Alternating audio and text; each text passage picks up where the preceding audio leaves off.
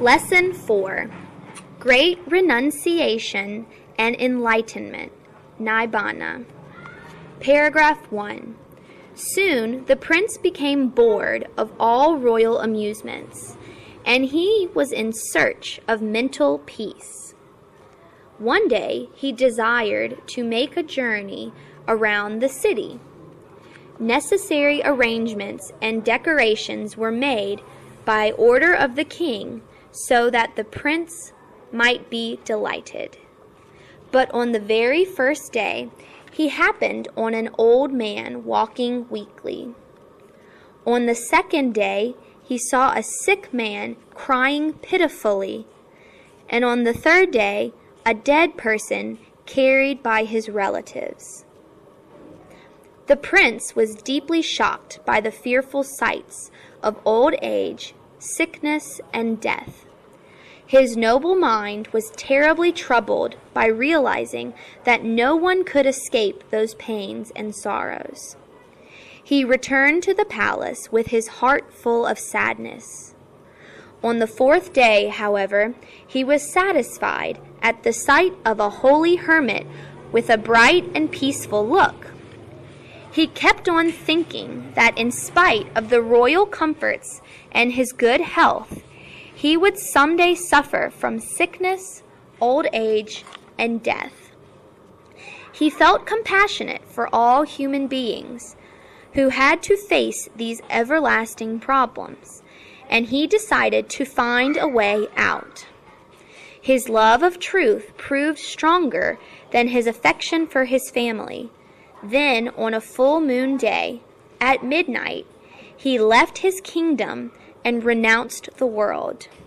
Thus, he became an ascetic in search of truth at the age of 29. It was called the Great Renunciation in 594 BC. The ascetic Gautama wandered around the valley of the Ganges, at first approaching famous teachers Alara Kalama and Udaka Ramaputta, and following their teachings. But their methods did not lead to super knowledge, awakening, so he turned away from them. Next, he joined a group of 5 ascetics and practiced the most severe ways of life for 6 years. Because he gave up food, he grew thinner and thinner, and his body lost all its strength. He underwent too much suffering, but still he did not reach his goal. Then he gave up these extremes and followed a middle path. To restore his health, he accepted the milky rice offered by a young lady called Suyata, and then he sat cross-legged under the big Bodhi tree, the tree of enlightenment. He decided not to rise from his meditation until he gained wisdom.